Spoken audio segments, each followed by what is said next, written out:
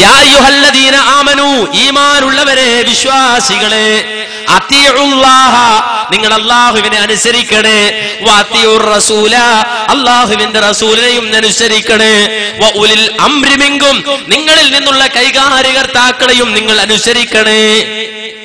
എന്നിട്ട് അല്ലാഹു പറയാണ്, നിങ്ങൾ മനുഷ്യരാണ്, ബുദ്ധിയുള്ളവരാണ്, ചിന്തിക്കുന്നവരാണ്, പഠിക്കുന്നവരാണ്, അറിയുന്നവരാണ്. അതുകൊണ്ട് നിങ്ങൾക്കിടയിൽ അഭിപ്രായ വ്യത്യാസം ഉണ്ടാകാൻ സാധ്യതയുണ്ട്. അങ്ങനെ ഏതെങ്കിലും ഒരു വിഷയത്തിൽ ഫഇൻ തനാസഅതും ഫീ ശൈഇൻ, നിങ്ങൾക്കിടയിൽ അഭിപ്രായ വ്യത്യാസം ഉണ്ടായാൽ അവനവന്റെ അഭിപ്രായവും തൂങ്ങി അവിടെ നിൽക്കല്ല. ഞാൻ പിടിച്ച മുയലിന് മൂന്ന് കൊമ്പുണ്ട് എന്ന വാദത്തിൽ നിൽക്കല്ല. നേരെ മറിച്ച് ഫഇൻ തനാസഅതും ഫീ ശൈഇൻ, ഏതെങ്കിലും ഒരു വിഷയത്തിൽ അഭിപ്രായ വ്യത്യാസം ഉണ്ടായാൽ ഫറുദ്ദൂഹു ഇലല്ലാഹി വറസൂൽ, നിങ്ങൾക്കിടയിൽ അഭിപ്രായ വ്യത്യാസം ഉണ്ടായ വിഷയത്തെ നിങ്ങൾ അല്ലാഹുവിലേക്കും റസൂലിലേക്കും മടക്കിക്കൊണ്ടുപോയിക്കോ. അത് അങ്ങോട്ട് വിട്ടോ, അല്ലാഹുവിലേക്ക് വിട്ടോ, റസൂലുള്ളാഹിയിലേക്ക് വിട്ടോ. ഇൻ കുന്തും തുഅ്മിനൂന ബില്ലാഹി വൽ യൗമിൽ ആഖിരി, നിങ്ങൾക്ക് അല്ലാഹുവിലും അന്ത്യദിനത്തിലും വിശ്വാസമുണ്ടെങ്കിൽ ദാലിക ഖൈർ, അതാണ് ഏറ്റവും ഉത്തമമായത്. വഅഹ്സനു തഅ്വീല, ഏറ്റവും നല്ല പര്യവസാനവും അതിനു തന്നെയാണ്.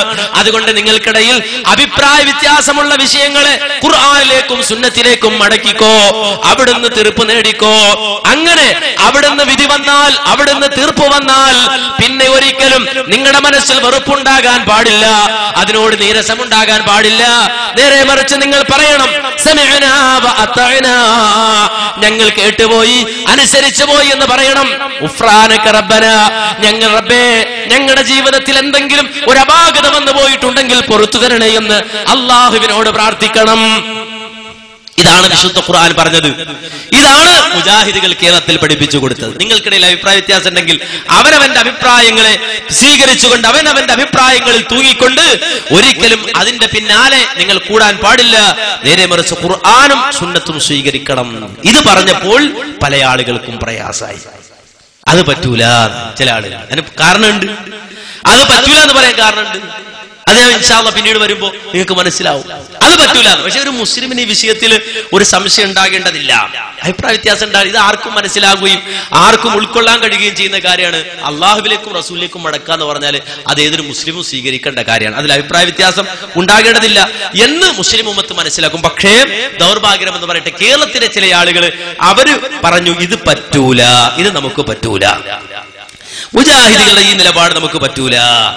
അതുകൊണ്ട് അതിന് പരിഹാരം ഉണ്ടാകണം. അതിന് പരിഹാരം ഉണ്ടാകണം. എങ്ങനെ പരിഹാരം ഉണ്ടാക്കിയത്?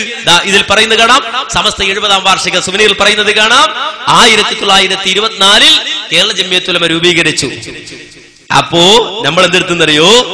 അങ്ങനെ അവരെ വിട്ടാൽ പറ്റില്ല എന്ന് മനസ്സിലാക്കിയിട്ട് 1925 കേരളത്തിലെ ചില പ്രമുഖ ഉലമാക്കളും സമുദായ നേതാക്കളും കോഴിക്കോട് വലിയ ജുമുഅത്ത് പള്ളിയിൽ ഒരുമിച്ചുകൂടി നിലവിലുള്ള വിഷയത്തെ കുറിച്ച് ഗൗരവമായി വിലയിരുത്തി.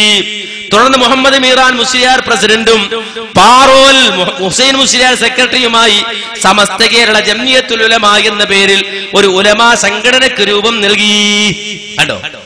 അപ്പോ ഇവിടെ ഒരു കേരള ജംഇയ്യത്തുൽ ഉലമ ഉണ്ടാക്കിയപ്പോ ഇവര് വിചാരിച്ച് ഈ കേരള ജംഇയ്യത്തുൽ ഉലമ അങ്ങനെ പോയാൽ ഇവിടെ നമുക്ക് ഈ ആളുകൾക്കിടയിലുള്ള വിശ്വാസങ്ങൾ, അതുപോലെ തന്നെ അന്ധവിശ്വാസങ്ങൾ അതങ്ങനെ നിലനിർത്തി പോകാൻ പറ്റൂല എന്ന് മനസ്സിലാക്കിയപ്പോ എന്താണോ നിലവിലുള്ളത് അത് ജനങ്ങൾക്ക് നിലനിർത്തി കൊടുക്കാൻ വേണ്ടി, അന്ധവിശ്വാസങ്ങളെയും അനാചാരങ്ങളെയും അതിനൊക്കെ തെളിവുണ്ടാക്കി കൊടുക്കാൻ വേണ്ടി പിന്നീട് രൂപീകരിക്കപ്പെട്ട സംഘടനയാണ് സമസ്ത എന്ന് മനസ്സിലായി. അപ്പൊ നിങ്ങൾ മനസ്സിലാക്കണം എന്തിനാ സമസ്ത ഉണ്ടായത്. 1924 കേരള ജംഇയ്യത്തുൽ ഉലമ ഉണ്ടാകുന്നത് വരെ ഈ പ്രസ്ഥാനം ഇല്ല ലോകത്ത്. സമസ്ത കേരള ജംഇയ്യത്തുൽ ഉലമ എന്ന സംഘടന ലോകത്തില്ല. 1924 കേരള ജംഇയ്യത്തുൽ ഉലമ ഉണ്ടായതിനു ശേഷമാണ് 25 യോഗം കൂടി. അങ്ങനെ എന്തുണ്ടായി? 26 ഇവിടെ അടുപ്പിച്ച് ആരുണ്ടായി? കേരള ജംഇയ്യത്തുൽ ഉലമക്ക് സമാന്തരമായി സമസ്ത കേരള ജംഇയ്യത്തുൽ ഉലമ ഉണ്ടായി. അപ്പൊ സ്വാഭാവികമായിട്ടും ഈ സമസ്ത കേരള ജംഇയ്യത്തുൽ ഉലമ ഉണ്ടാക്കിയതിനാ കേരള ജംഇയ്യത്തുൽ ഉലമയെ തകർക്കാൻ വേണ്ടി, ഇല്ലാതാക്കാൻ വേണ്ടി. അതിനാണ് അവർ ശ്രമിച്ചത്. അതിനാണ് കള്ളപ്രചരണം നടത്തിയത്. കേരള ജംഇയ്യത്തുൽ ഉലമ എന്ന് പറഞ്ഞാൽ, മുജാഹിദുകൾ എന്ന് പറഞ്ഞാൽ, വഹാബികൾ എന്ന് പറഞ്ഞാൽ എന്തൊക്കെ ആരോപണമാണ്. പള്ളിപ്പാത്തിയ പണ്ടൊരാളുണ്ടായിരുന്ന റസൂലുള്ളാഹിന്റെ പള്ളിപ്പാത്തിയ ആള്, ആ ആളിന്റെ അനന്തരാവകാശിയാണ് എന്ന് പറഞ്ഞു. റസൂലുള്ളാഹിന്റെ പള്ളി മൂത്രമൊഴിച്ചൊരു അറാബിയുണ്ട്, ഒരു സഹാബിയാണ്. അദ്ദേഹത്തിന്റെ അനന്തരാവകാശികളാണ് മുജാഹിദുകള്. ആ കാലഘട്ടത്തില് പാന്റ് ധരിച്ചു വരുന്ന ചില ആളുകൾ ഇരുന്ന് മൂത്രമൊഴിച്ചാല് അവരുടെ വസ്ത്രത്തിൽ മൂത്രം വീഴുന്നത് കൊണ്ട് അവർക്ക് നിന്ന് മൂത്രമൊഴിക്കാനുള്ള സൗകര്യം ചില പള്ളികൾ ഏർപ്പെടുത്തിയിരുന്നു ആ കാലത്ത്. അപ്പൊ പറഞ്ഞു, കണ്ടോ, പള്ളി പാത്തിയ ദുൽഖുവൈസറത്തിന്റെ അനുയായികളായതുകൊണ്ടാണ് അതേ പള്ളിയിൽ നിന്ന് പാത്താനുള്ള അവസരം ഉണ്ടാക്കിയത്. പാത്താന്ന് പറഞ്ഞാൽ മൂത്രമൊഴിക്കാൻ മനസ്സിലാകാത്ത ആളുകളുണ്ടെങ്കിൽ മനസ്സിലായിക്കോട്ടെ എന്നുള്ള പറയുന്നത്. അതുകൊണ്ട് മുജാഹിദിൽ അങ്ങനെ സംവിധാനം ഉണ്ടാക്കിയത് അതുകൊണ്ടാണെന്ന് വാന്ന് പറയാൻ. ഇന്ന് നിങ്ങൾ പള്ളികളിൽ കയറി നോക്കൂ, ഇന്ന് പള്ളിയിൽ കയറി നോക്കൂ, സത്യത്തിൽ എന്താ പറയുക, പള്ളിയിൽ മൂത്രമൊഴിച്ച ആ സഹാബി സ്വർഗത്തിലാണ്. പള്ളിയിൽ മൂത്രമൊഴിച്ച സഹാബി സ്വർഗത്തിലാണ്. നിങ്ങൾ അന്വേഷിച്ചോളൂ, ഇനി കിട്ടിയില്ലെങ്കിൽ വിളിച്ചോളൂ, പറഞ്ഞു തരാം. പള്ളിയിൽ മൂത്രമൊഴിച്ച റസൂലുള്ളാഹി സ്വല്ലല്ലാഹു അലൈഹി വസല്ലമ, ആ മുഹമ്മദ് നബി സല്ലല്ലാഹു അലൈഹി വസല്ലമയുടെ കാലഘട്ടത്തിൽ പള്ളിയിൽ വന്ന് മൂത്രമൊഴിച്ച ദുൽഖുവൈസറ എന്ന് പേരുള്ള ആ സഹാബി സ്വർഗത്തിലാണെന്ന് മുഹമ്മദ് മുസ്തഫ സല്ലല്ലാഹു അലൈഹി വസല്ലമ തന്റെ തിരുനാവ് കൊണ്ട് പറഞ്ഞ വ്യക്തിത്വമാണ്. അന്ന് അദ്ദേഹം അറിയാതെ അറാബിയാണ്, നേരെ ഒന്ന് മൂത്രമൊഴിച്ചാണ്. ആളുകൾ തടയാൻ ചെന്നു. ആ സന്ദർഭത്തിൽ നബി സല്ലല്ലാഹു അലൈഹി വസല്ലം അയാൾ തടയണ്ട, അയാൾ മൂത്രമൊഴിച്ചോട്ടെ. മൂത്രമൊഴിച്ച് കഴിഞ്ഞപ്പോ നബി ഒരു ബക്കറ്റ് വെള്ളം കൊണ്ടുവരാൻ പറഞ്ഞു. വെള്ളം കൊണ്ടുവന്നു, അത് കഴുകാൻ പറഞ്ഞു. കഴുകി അയാളെ വിളിച്ചിട്ട് പറഞ്ഞു, ഇത് പള്ളിയാണ്, ഇവിടെ മൂത്രമൊഴിക്കാൻ പാടില്ല. ആ സഹാബിക്ക് മനസ്സിലായി, പിന്നെ മൂത്രമൊഴിച്ചിട്ടില്ല. മറ്റൊരിക്കൽ അദ്ദേഹം നബിയുടെ അടുക്കൽ വന്നു. സ്വർഗത്തെ കുറിച്ച് നബി വിശദീകരിച്ചു, സ്വർഗം കിട്ടുന്ന കാര്യങ്ങളെ കുറിച്ച് പറഞ്ഞു. അപ്പോ നബിയോട് പറഞ്ഞു, ആ സഹാബി എനിക്ക് കിട്ടണം സ്വർഗം. നബി സല്ലല്ലാഹു അലൈഹി വസല്ലമ അദ്ദേഹത്തിന് വേണ്ടി പ്രാർത്ഥിച്ചു. അദ്ദേഹം സ്വർഗത്തിലാണ്. ഇതുപോലും മനസ്സിലാക്കാതെ ആകെ അവർ കണ്ടത് മൂത്രമൊഴിച്ച ഹദീസ. അത് വെച്ചിട്ട് ആ മൂത്രമൊഴിച്ച സഹാബിയുടെ അനന്തരാവകാശികളാണ് മുജാഹിദുകള്. ശൈത്താനെ കൊമ്പ് വരുമെന്ന് പറഞ്ഞ നജിദിൽ നിന്നുണ്ടായ ആ നജിദിയൻ സിദ്ധാന്തത്തിന്റെ ആളുകളാണ് മുജാഹിദുകള്. അല്ലാഹ് ഇല്ല എന്ന് പറയുന്ന ആളുകളാണ്, അല്ലാഹുവിന്റെ റസൂൽ ഇല്ല എന്ന് പറയും. ഇങ്ങനെ ഈ ആരോപണങ്ങളും പറഞ്ഞു നടക്കുക. അതിനുവേണ്ടിയാണ് ഇത് രൂപീകരിച്ചത്. എന്നിട്ട് എന്താ സംഭവിച്ചത്? ശക്തമായി പല്ലും നഖവും ഉപയോഗിച്ചുകൊണ്ട് ഇതിനെ എതിർത്തു. എന്നിട്ട് എന്താ സംഭവിച്ചത്? വീട് വീടാന്തരം കയറി ഇറങ്ങി പ്രതിരോധിച്ചു. എന്നിട്ട് എന്ത് സംഭവിച്ചു? മഹല്ല് വിലക്കി. എന്നിട്ട് എന്ത് സംഭവിച്ചു? സലാം പറയേണ്ടത് തീരുമാനിച്ചു. എന്നിട്ട് എന്ത് സംഭവിച്ചു? പെണ്ണ് കെട്ടിച്ചു കൊടുക്കരുതെന്ന് പറഞ്ഞു. എന്നിട്ട് എന്ത് സംഭവിച്ചു? അതുപോലെ തന്നെ ഊര് വിലക്കി. എന്നിട്ട് എന്ത് സംഭവിച്ചു? മരിച്ചു കഴിഞ്ഞാൽ മയ്യത്ത് മറമാടാൻ പാടില്ലെന്ന് പറഞ്ഞ് വാശി പിടിച്ചു. എന്നിട്ട് എന്ത് സംഭവിച്ചു? അതുപോലെ തന്നെ പ്രമേയം പാസാക്കി. ഖാദി സ്ഥാനത്തിനും ഖത്തീബ് സ്ഥാനത്തിനും പറ്റൂല. എന്നിട്ട് എന്ത് സംഭവിച്ചു? ഇതെല്ലാം തീരുമാനിച്ചിട്ട് എന്ത് സംഭവിച്ചു? ഇപ്പോ ഏറ്റവും എല്ലാം കഴിഞ്ഞിട്ട് ഓരോ ജംഗ്ഷനിലും ഈ രൂപത്തിൽ മുജാഹിദ് പണ്ഡിതന്മാരുടെ പ്രസംഗങ്ങളെ വളരെ വികൃതമായി മോശമായി 1.5 സെക്കൻഡും 1 സെക്കൻഡും നീളത്തിൽ മുറിച്ചെടുത്ത് തെറ്റിദ്ധരിപ്പിച്ചു. എന്നിട്ട് എന്ത് സംഭവിച്ചു? കേട്ടോളൂ എന്താ സംഭവിച്ചത് എന്ന്. നിങ്ങൾക്കിപ്പോൾ സ്ക്രീനിൽ കാണാം എന്താ സംഭവിച്ചതൊക്കെ ഉണ്ടായിട്ടും. മുജാഹിദിനെ വളർത്തുന്നത് ഞാനാണ് എന്നിട്ടോ ഇയാൾക്ക് എത്ര വലിയ ഏജൻസി പണിയായി എടുക്കുന്നത്? മുജാഹിദിന് ക്ലിപ്പ് ഉണ്ടാക്കാൻ വേണ്ടി പ്രസംഗിക്കുകയാണ്. ഇയാള് പ്രസംഗിച്ചോണ്ട് മുജാഹിദ് പിളർന്നു എന്ന് അദ്ദേഹം പറഞ്ഞത്. സത്യത്തിൽ പിളർന്നൊക്കെയല്ല, വളർന്നിക്കാണ്. സാമ്പിളിന് വേണ്ടി മാത്രം ഞാൻ വാഴക്കാട് പറയും. ഇയാൾ വാഴക്കാടാണ് പറഞ്ഞത്. നമ്മൾ കൃത്യമായി വാഴക്കാടിന്റെ ചിത്രം അറിയുന്ന ആളുകളാണ്, കണക്കെടുത്തിട്ടാ പറയുന്നത്. ഇയാള് പ്രസംഗിക്കുന്നത് വരെ വാഴക്കാട് എന്ന പ്രശസ്തമായ കണ്ണിയത്തുസ്താദിന്റെ നാട്ടിൽ മുജാഹിദിന് പള്ളി പോലും ഉണ്ടായിരുന്നില്ല. മുജാഹിദിന് പള്ളി പോലും ഉണ്ടായിരുന്നില്ല. ഇപ്പൊ മുജാഹിദിന് പള്ളി നമ്പർ 4 വാഴക്കാട്. നിങ്ങൾ പോയിട്ട് പറ, ഇയാള് പ്രസംഗിച്ചത് മുജാഹിദ് തളർന്നേക്കാം. മുജാഹിദിന് വാഴക്കാട് മാത്രം 4 പള്ളി വന്നു. ഈ 4 പള്ളിയിൽ ഒരു പള്ളി ആരുണ്ടാക്കിയെന്ന് അറബിനെ കൊണ്ട് ഉണ്ടാക്കിയത് എപിയുടെ സജീവ പ്രവർത്തകനായി പേരോടിന്റെ ഒപ്പം നടന്ന് ഈ പ്രഭാഷണം സംഘടിപ്പിക്കാൻ വേണ്ടി മുന്നിൽ നിന്ന ഒരു എപിയുടെ പ്രവർത്തകനാണ് മുജാഹിദായിട്ട് ഒരു പള്ളി കൊണ്ടുവന്ന 4ാമത്തെ മുജാഹിദിന്റെ പള്ളി. നിങ്ങൾക്കറിയുമോ? നിങ്ങളുടെ കൂടെ പ്രവർത്തിച്ച അനവധി എപി പ്രവർത്തകന്മാർ, ഞങ്ങളുടെ കൂടെ പ്രവർത്തിച്ച നിരവധി സുന്നത്ത് ജമാഅത്തിന്റെ പ്രവർത്തകന്മാർ, അവർ സുന്നത്ത് ജമാഅത്തിന് വിട്ടു, പറ്റ മുജാഹിദായിട്ടില്ല, ജമാഅത്തോടെ എല്ലാം ശരിയെന്ന് പറയുന്ന ലൈനിലേക്ക് മാറി. അവിടെ നടക്കുന്ന സംഭവങ്ങൾ ഞാൻ ചൂണ്ടിക്കാണിച്ചുകൊണ്ടിരിക്കുന്നത് മാറ്റങ്ങൾ. അവിടെ സംഘടിത സക്കാത്ത് നേരത്തെ ഇല്ല, തുടക്കം കുറിച്ചു. വമ്പിച്ച ജനപങ്കാളിത്തമുള്ള ഖുർആൻ ക്ലാസ് ഭംഗിയായി എത്രയോ കാലം അവിടെ നടന്നു വന്നു. വലിയ പങ്കാളിത്തത്തോട് മുജാഹിദ് പ്രസ്ഥാനത്തിന്റെ ഈ തരത്തിൽ മാറ്റമുണ്ടായെന്ന് മാത്രമല്ല, സാക്ഷാൽ പേരോട് വാഴക്കാട് പ്രസംഗിക്കാൻ ചെല്ലുന്ന സമയത്ത് അയാൾ ആദരവോടുകൂടി ഭക്ഷണം കൊടുത്തിരുന്ന, അയാളെ വീട്ടിലാണ് താമസിച്ചിരുന്നതും എല്ലാ ഗ്രന്ഥങ്ങളും ശരിപ്പെടുത്തിയതും ഇയാൾക്ക് എല്ലാ സൗകര്യവും ചെയ്തു കൊടുത്ത അവിടുത്തെ വാഴക്കാട്ടെ പ്രമുഖനായ മനുഷ്യൻ ഇന്ന് കാന്തപുരം ഗ്രൂപ്പിന്റെ കൂടല്ല. നിങ്ങൾ ഗൗരവം മനസ്സിലാക്കണം. എന്നിട്ടാണ് ഇയാൾ പറയണത് ഞാൻ പ്രസംഗിച്ചിട്ട് മുജാഹിദ് തളർന്നു, വളർന്നിട്ടുണ്ട്, ഞങ്ങളെ കൊണ്ട് കൂടുതൽ പറയിപ്പിക്കേണ്ടതാണ്. കൂടുതൽ പറയണ്ട, പറഞ്ഞത്രയും തന്നെ മതി. അതിന്റെ കൂടുതലാ എന്താ പറഞ്ഞത്? അപ്പോ മുജാഹിദുകൾക്കെതിരെ ഈ പ്രചണ്ഡമായ പ്രചാരവേല മുഴുവനും നടത്തിയിട്ട് എന്തേ തളർന്നോ? തളർന്നില്ല, വളർന്നു. എങ്ങനെ വളർന്നത്?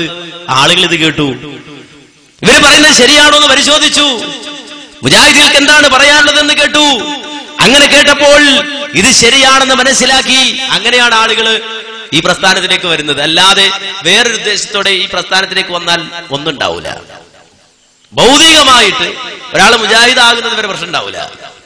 നേരെ മറിച്ച് ഒരാൾ മുജാഹിദ് ആയാലോ അയാൾ പറയും അവനോട് സലാം പറയാൻ പാടില്ല, പെണ്ണടിച്ചു കൊടുക്കാൻ പാടില്ല, മഹൽ അംഗത്വം കൊടുക്കാൻ പാടില്ല. ആരെ പറയണ്? വട്ടിപ്പലിശ നടത്തുന്ന ആള്. നാട്ടിൽ വട്ടിപ്പലിശ നടത്തുകയും അതുപോലെ തന്നെ അബ്കാരി ഇടപാടുകൾ നടത്തുകയും ചെയ്യുന്ന ആള് അയാളാ പറയണത് എന്ത്? മുജാഹിദിനോട് സലാം ചെല്ലാൻ പാടില്ല. മനസ്സിലാക്കുക. ഇത് കാണുന്ന ഒരാളെ സംബന്ധിച്ചിടത്തോളം, ഈ രൂപത്തിൽ ചിന്തിക്കുന്ന ഒരാളെ സംബന്ധിച്ചിടത്തോളം അവന് മുജാഹിദ് പ്രസ്ഥാനത്തിൽ ഭൗതികമായ ഒരു നേട്ടം ഉദ്ദേശിച്ചുകൊണ്ട് കടന്നു വരാൻ പറ്റുമോ? അങ്ങനെ ആയിരുന്നെങ്കിൽ ഇന്ന് ഒരിക്കലും മുജാഹിദ് പ്രസ്ഥാനത്തെ സംബന്ധിച്ചിടത്തോളം ഈ പ്രസ്ഥാനത്തിന് മെമ്പർഷിപ്പ് കയറിയാൽ തീരില്ല. അതിന് മാത്രം ആളുണ്ടാകുമായിരുന്നു, അതിന് മാത്രം പണ്ഡിതന്മാരുണ്ടാകുമായിരുന്നു. എന്റെ കൂടെ ഓതിപ്പിടിച്ച ഒരാള് ഒരിക്കലും വിദേശത്ത് നിന്ന് വന്ന് കണ്ടു, സൗദിയിൽ വെച്ചിട്ട്. അപ്പൊ അദ്ദേഹം വിവരങ്ങളൊക്കെ ചോദിച്ചു. നാട്ടിലല്ലാത്തതുകൊണ്ട് സംസാരിക്കാനും സലാം പറയാനൊന്നും പ്രയാസമില്ല, ആളൊരു പൈസയാണ്. അങ്ങനെ പരിചയപ്പെട്ടു, ബന്ധം പുതുക്കി, കാര്യങ്ങളൊക്കെ ചോദിച്ചു, വിശേഷങ്ങളൊക്കെ ചോദിച്ചു. അതിനുശേഷം അവസാനം അദ്ദേഹം പറഞ്ഞ നാട്ടിലേക്ക് വരികയാണെന്ന് പറഞ്ഞു. തിരിച്ച് നാട്ടിലേക്ക് വരികയാണ്. ആയിക്കോട്ടെ, നാട്ടിലേക്ക് ഞാൻ വന്നാല്, ഞാൻ വിസയൊക്കെ തീർത്തിട്ടാ പോരുന്നത്, വന്നാല് നിങ്ങളുടെ കൂടിയ വല്ലതും കിട്ടുമോ എന്ന് ചോദിച്ചു. നിങ്ങളുടെ കൂടിയാൽ വല്ലതും കിട്ടുമോ എന്ന് ചോദിച്ചു. ഞാൻ ചോദിച്ചു എത്ര വേണ്ട നിനക്ക് എന്ന് ചോദിച്ചു. 2 ലക്ഷം മതിയോ? 2 ലക്ഷം മതി. സീരിയസ് ആയിട്ട് പറയാ, 2 ലക്ഷം മതി. ഞാൻ ചോദിച്ചോടാ ജാഹിലേ, ഞങ്ങൾ സ്നേഹിതന്മാരായിരുന്നു, നീ 2 ലക്ഷം തന്നാലും മുജാഹിദാകാന്ന് പറഞ്ഞു. അപ്പൊ 4 ലക്ഷം കിട്ടിയ നീ ആരാകും? 4 ലക്ഷം തരാന്നൊരു ജൂതൻ പറഞ്ഞാൽ നീ ജൂതനാവൂലേ? അങ്ങനെ ഒരുത്തരം മുജാഹിദ് കിട്ടിയിട്ട് കാര്യമില്ല. അതുകൊണ്ട് നീ വന്നാലും ഞങ്ങൾ എടുക്കണില്ല എന്ന് പറഞ്ഞു. നീ വന്നാൽ, കാര്യം 2 ലക്ഷം തന്നാ മുജാഹിദാകാന്ന് പറയുന്നവന് സംബന്ധിച്ചിടത്തോളം പിന്നെ അയാൾ 4 ലക്ഷം കിട്ടുമെന്ന് പറഞ്ഞാല് എന്തോവൂലേ? അതുകൊണ്ട് അത്തരം ഒരാളെ ഞങ്ങൾക്ക് ആവശ്യമില്ല. നേരെ മറിച്ച് ഖുർആനും സുന്നത്തും പറയാൻ വേദി വേണോ? അത് പറയണമെന്ന് ആഗ്രഹമുണ്ടോ? അത് ആരെയും ഭയക്കാതെ ആരെയും പേടിക്കാതെ പറയാൻ കഴിയുന്ന ഒരു വേദി വേണോ? വരാം മുജാഹിദ് പ്രസ്ഥാനത്തിലേക്ക്. സ്വാഗതം. അദ്ദേഹം നാട്ടിൽ വന്ന് ഇപ്പോഴും ഒരു പള്ളിയിൽ ജോലിയുണ്ട്, ഇടക്കിടക്ക് ഇങ്ങനെ കാണാറുണ്ട്. ഞാൻ ചോദിക്കൂ 2 ലക്ഷം കിട്ടിയോ ചോദിക്കാറുണ്ട്. അപ്പോ ഈ രൂപത്തിലാണ് ആളുകൾ ചിന്തിക്കുന്നത്. ഭൗതികമായ നേട്ടം ഉണ്ടായിരുന്നെങ്കിൽ ആളുകൾ കൂടുമായിരുന്നു. പക്ഷേ ഭൗതികമായ നേട്ടം കൊണ്ടല്ല, ആളുകൾ കാര്യം മനസ്സിലാക്കിയിട്ടാണ്. അതാണ് ഇപ്പോ ഒരു മുസ്ലിയാർ തന്നെ പ്രസംഗിച്ചപ്പോ മുജാഹിദ് കൂടുകയാണ് ഉണ്ടായത്. മുജാഹിദ് പ്രസ്ഥാനത്തിന് ഏറ്റവും കൂടുതൽ ക്ലിപ്പിട്ട് പ്രസംഗിച്ച ആള്, അയാൾ പ്രസംഗിച്ചപ്പോ മുജാഹിദിന് ആള് കൂടുകയാണ് ഉണ്ടായത്, കുറഞ്ഞില്ല. അവൻ മറ്റേക്ക് ക്ഷേമമില്ലേ? അയാൾ ഈ വാഴക്കാട് എന്ന് പറഞ്ഞ സ്ഥലത്ത് നിന്ന് ഒരാളെയും കൊണ്ടുവന്നു മറുപടി പറയിക്കാൻ. അതേ സ്റ്റേജിൽ കേട്ടോളൂ. ഇനി ഞാൻ എന്നെ വാഴക്കാട്ട് കൊണ്ടുപോയി പ്രസംഗിപ്പിച്ച അദ്ദേഹം പറഞ്ഞ ആളെ സ്റ്റേജിലേക്ക് ക്ഷണിക്കുന്നു. ബഷീർ മാസ്റ്റർ പറയട്ടെ.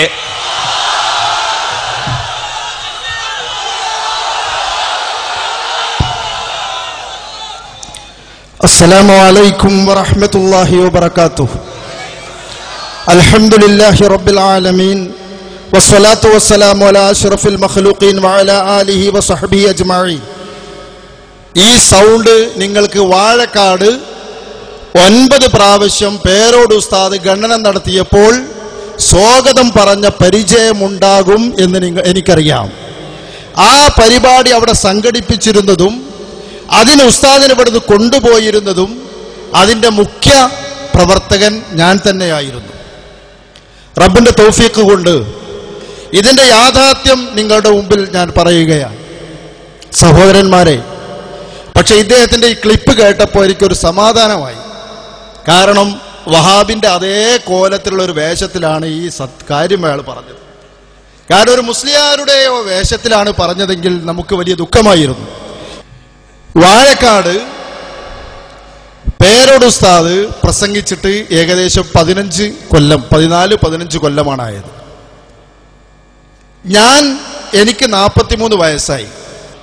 ഞാൻ ജനിക്കുന്നതിന് മുമ്പ് തന്നെ വാഴക്കാട്ട് മുജാഹിദിന് പള്ളിയുണ്ട്, മദ്രസയുണ്ട്. എന്നിട്ട് എന്ത് പച്ചക്കള്ളമാണ് പേരോട് പ്രസംഗിക്കുന്ന സമയത്ത് വാഴക്കാട്ട് മുജാഹിദിന് ഒരു പള്ളി പോലുമില്ല. ഇത്രയും പച്ചക്കള്ളം പറയാൻ ഇദ്ദേഹത്തിനെ പ്രേരിപ്പിച്ച വസ്തുത എന്താണ്? ഞാൻ ഇദ്ദേഹത്തിനെ ക്ഷണിക്കുന്നു വാഴക്കാട്ടേക്ക്. നിങ്ങൾ വരണം. എന്നിട്ട് നിങ്ങളുടെ AK സുന്നി എന്ന് പറയുന്ന നിങ്ങളുടെ ആളുകളുടെ മുന്നിൽ വെച്ച് ഇത് തെളിയിക്കാൻ നിങ്ങൾ തയ്യാറാകുമോ? ഞാൻ നിങ്ങളെ പരസ്യമായി വെല്ലുവിളിക്കുകയാണ്.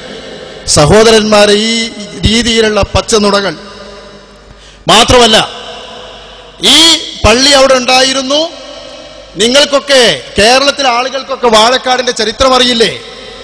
പ്രസിദ്ധമായ കുത്തുബി തങ്ങളും ബഹുവന്യരായ കണ്ണിയത്ത് ഉസ്താദും അടക്കമുള്ള ആലിമീങ്ങൾ ദർസ് നടത്തിയ ദാറുൽ ഉലൂം അറബിക് കോളേജ് വഹാബികൾ പിടിച്ചടക്കിയ ഒരു പ്രദേശമാണ്. ആ പ്രദേശത്താണോ മുജാഹിദിന് ഒരു പള്ളി പോലും ഉണ്ടായിരുന്നില്ല നിങ്ങൾ പറഞ്ഞത്? ഇത് പച്ചക്കള്ളമാണ്. രണ്ടാമത്തെ ഒരു വിഷയം, പള്ളി ഉണ്ടാക്കിയത്, മുജാഹിദിന്റെ പള്ളി ഉണ്ടാക്കിയത് കാന്തപുരം വിഭാഗത്തിന് നേതൃത്വം നൽകി, പരിപാടികൾക്കൊക്കെ നേതൃത്വം നൽകിയുന്ന ഒരു പ്രവർത്തകനാണ് ഞാൻ നിങ്ങൾ ഓർമ്മിപ്പിക്കുന്നു. വാഴക്കാട് സുന്നത്ത് ജമാഅത്തിന്റെ രംഗത്ത് പ്രവർത്തിച്ചിരുന്ന ഉസ്താദിനെ കൊണ്ടുവന്ന് പരിപാടി നടത്തുമ്പോൾ ഒരു ബെഞ്ചോ കസേരയെ പോലും പിടിച്ചിട്ട ഒരു പ്രവർത്തകൻ പോലും സുന്നത്ത് ജമാഅത്ത് വിട്ട് മുജാഹിദിന്റെ ആശയത്തിലേക്ക് വന്നിട്ടില്ല. ഞാൻ ഒന്നുകൂടി ആവർത്തിച്ചു പറയുന്നു, ഉണ്ടെങ്കിൽ അത് തെളിയിക്കാൻ ഞാൻ വാഴക്കാട്ടേക്ക് വെല്ലുവിളിക്കുന്നു. ആലോചിക്കണം. ഇന്നും വാഴക്കാട് സുന്നത്ത് ജമാഅത്തിന്റെ പ്രവർത്തകന്മാർ സജീവമായി പേരോട് ഉസ്താദിന്റെ ആ പ്രഭാഷണത്തോടുകൂടി സജീവമായി പ്രവർത്തിച്ചുകൊണ്ടിരിക്കുകയാണ്. അപ്പോ ഇദ്ദേഹത്തെ കൊണ്ടുവന്ന് പ്രസംഗിപ്പിച്ച് മറുപടി, വാഴക്കാട് അങ്ങനല്ല, വാഴക്കാട് നേരത്തെ മുജാഹിദ് ഉണ്ടായിരുന്നു എന്ന് സമർത്ഥിക്കാൻ ശ്രമിക്കുകയാണ്. അപ്പൊ ഈ സുന്നിക്കാർക്ക് വിഷമായി. കാരണം വെച്ചാൽ ഇയാൾ വാഴക്കാട് തന്നെ ആളെ കൊണ്ടുവന്നിട്ടാണ് മറുപടി പറഞ്ഞത്, മുജാഹിദിനില്ല എന്ന് പറഞ്ഞത്. അപ്പോ ഈ സുന്നിക്കാർ വിട്ടില്ല, നേരെ മറിച്ച് അവരും പോയി വാഴക്കാട്. എന്തെന്നാ വാഴക്കാട് ഉണ്ടായത് എന്ന് വേറൊരാളെ കൊണ്ടുവന്ന് മറുപടി പറയിച്ചു. അതാ നിങ്ങൾ കാണാൻ പോണത്, അതിനുള്ള മറുപടി. സഹോദരന്മാരെ, ഇയാള് പേരോട് അയാളുടെ സംഘടനയുടെ ഉയർന്ന നേതാവായ വാഴക്കാട്ടിലുള്ള ഒരു പ്രവർത്തകനെ കൂട്ടിക്കൊണ്ടുവന്നിട്ട് പേരോട് പറയാണ്, ഹമീദ് ഫൈസി പ്രസംഗത്തിൽ പറഞ്ഞ, ഞാൻ വീട്ടിൽ താമസിച്ചിരുന്ന, ഭക്ഷണം കഴിക്കാൻ സ്ഥിരമായി വന്നിരുന്ന, കിതാബ് നോക്കാൻ സ്ഥിരമായി ഉപയോഗപ്പെടുത്തിയിരുന്ന ആ വീട്ടുകാരൻ പോലും ഇന്ന് കാന്തപുരത്തിന്റെ കൂടെയില്ല എന്ന് ഞാൻ പറഞ്ഞത്, ആ ആളാണ് ഈ ആള് എന്ന് പറഞ്ഞിട്ടാ കൂട്ടിക്കൊണ്ടിരുന്നത്. ആ ആളാണോ ഈ ആള്? അവിടെ പള്ളി ഉണ്ടായിട്ടുണ്ടോ മുജാഹിദിന്? ഈ കാര്യങ്ങളൊക്കെ വ്യക്തമായി മുജാഹിദ് AP വിഭാഗം ആളുകൾ മുജാഹിദിന് പോയിട്ടുണ്ടോ? അവിടെ സുന്നിക്ക് വളർച്ച ഉണ്ടായിട്ടുണ്ടോ? സംക്ഷിപ്തമായി വാഴക്കാട്ടും ധാരാളം പ്രവർത്തകന്മാർ ഇത് കേട്ടറിഞ്ഞിട്ട് ഇവിടെ എത്തിപ്പെട്ടിട്ടുണ്ട്. നമ്മുടെ പ്രവർത്തകനായ അലി അക്ബർ, ഷിഹാബ് തുടങ്ങി ഹമീദ് ഫൈസ് ധാരാളം ആളുകളുണ്ട്.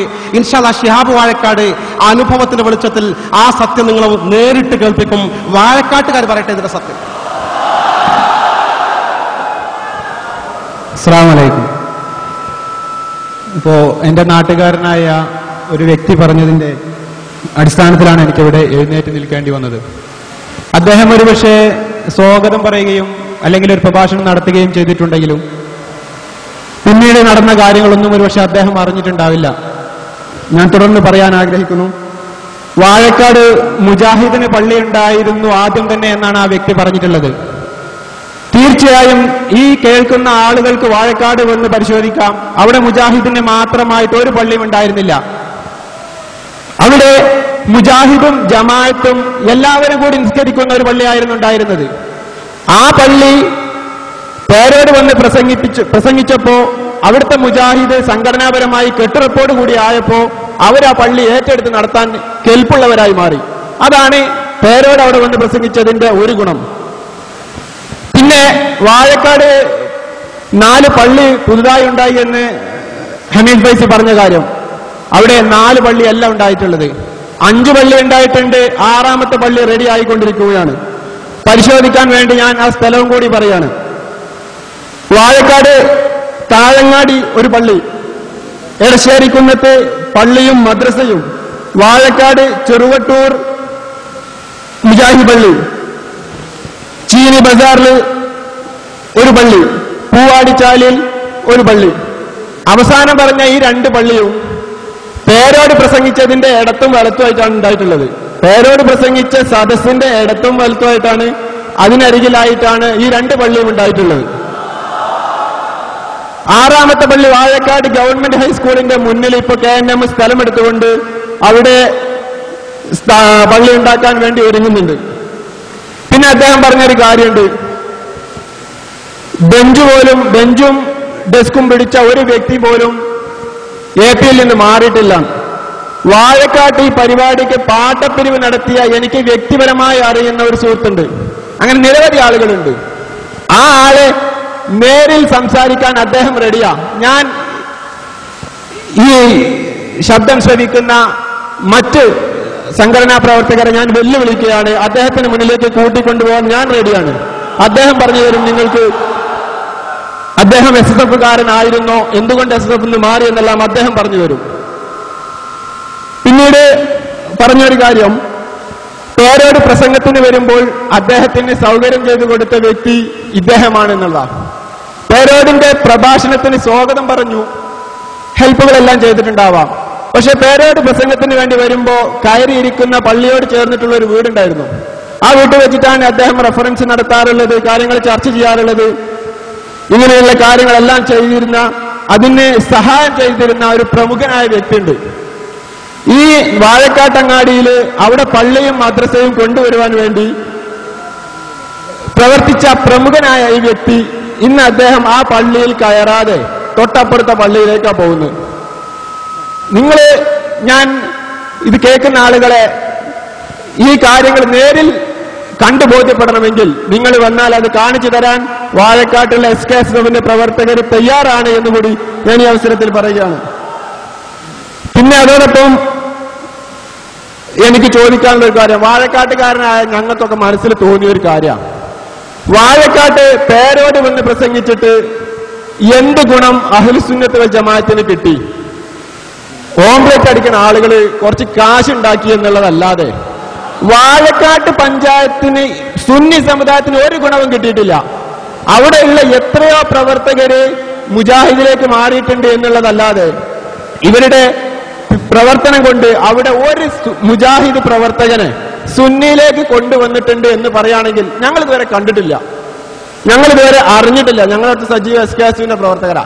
നിങ്ങൾ പറഞ്ഞേരി, ഞങ്ങൾ സമ്മതിക്കാൻ റെഡിയാണ്. ഞാൻ ഇതുവരെ കണ്ടിട്ടില്ല. നിങ്ങൾ ഞങ്ങളെ മുന്നിൽ കൊണ്ടുവന്നാണ്ടാ ഇന്ന പ്രവർത്തകൻ ഞങ്ങളെ പ്രഭാഷണം കൊണ്ട് മുജാഹിദിന് മാറി സുന്നിസത്തേക്ക് വന്ന് നിങ്ങളൊന്ന് പറഞ്ഞേരി. ഇത്ര കാര്യങ്ങൾ പറഞ്ഞുകൊണ്ട് സഹോദരന്മാരെ, വാഴക്കാടിന്റെ യാഥാർത്ഥ്യം നിങ്ങൾ മനസ്സിലാക്കിയല്ലോ. തക്ബീർ വിളിക്കുന്നത് നമ്മളല്ല, നേരെ വിളിച്ച് അവിടെയുള്ള കുട്ടികൾ തക്ബീർ വിളിക്കുകയാണ്. നിങ്ങൾ മനസ്സിലാക്കേണ്ടതുണ്ട്. ഇങ്ങനെ മുജാഹിദ് പ്രസ്ഥാനം വളർന്നു എന്ന് സമസ്തക്കാർ തന്നെ സമ്മതിക്കാണ്. എങ്ങനെ വളർന്നത്? ഇവര് പ്രസംഗിച്ചിട്ട്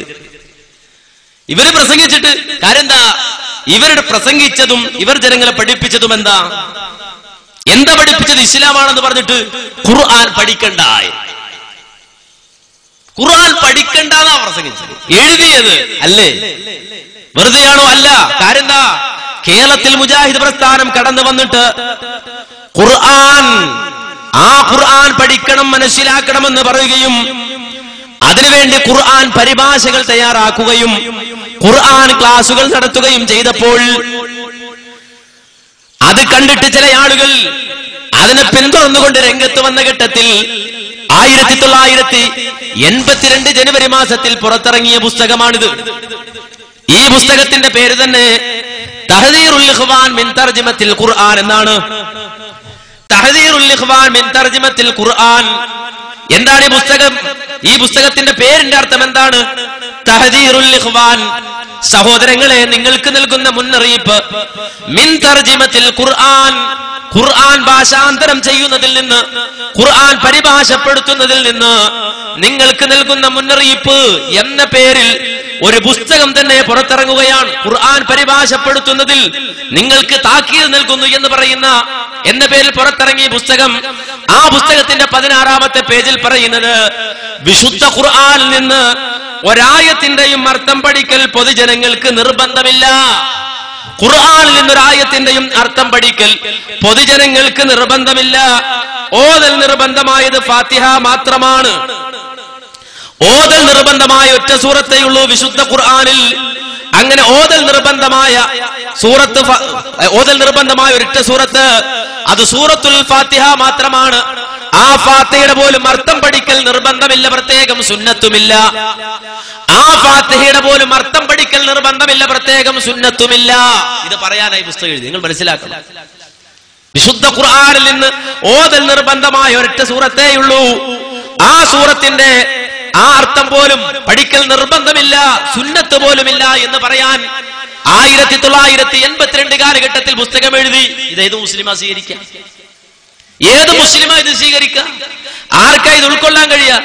മാത്രമല്ല ഇതിൽ വീണ്ടും കാണാം, ഇതിൽ തന്നെ ഇതിന്റെ 34-ാമത്തെ പേജിൽ രേഖപ്പെടുത്തിയത് കാണാം. എന്ത്? ഖുർആനിന് നേർക്ക് നേരെ അർത്ഥം പറയൽ ആരംഭിച്ചത് വഹാബികളും മൗദൂദികളുമാണ്. ഖുർആൻ ക്ലാസ് എന്നവർ പേര് വിളിക്കുകയും ചെയ്തു. അതറിഞ്ഞപ്പോൾ സുന്നത്ത് ജമാഅത്തിന്റെ ഉലമാക്കൾ അവരുടെ നേരെ ഖുർആൻ ക്ലാസ്സിലാക്കിയതാണെന്ന് പുച്ഛസ്വരത്തിലായിരുന്നു പറഞ്ഞു പോന്നിരുന്നത്. ഖുർആൻ പഠിക്കണം, അതിനുവേണ്ടി ഖുർആൻ ക്ലാസ് ഉണ്ടാക്കിയപ്പോ ഇവരെ ഖുർആൻ ക്ലാസ്സിലാക്കിയതാണെന്ന് പറഞ്ഞ് പരിഹസിച്ചു എന്ന് പുസ്തകത്തിൽ എഴുതി വെച്ചിരിക്കുകയാണ്. എന്നാലോ ഖുർആൻ ആദ്യ കാലഘട്ടത്തിലുള്ള ആളുകൾ പഠിച്ചിരുന്നില്ല. ഈ എഴുതിയ ഇ കെ ഹസൻ മുസ്ലിയാർ ഉസ്താദിന്റെ അവസ്ഥ പറയുന്നത് കേട്ടോളൂ.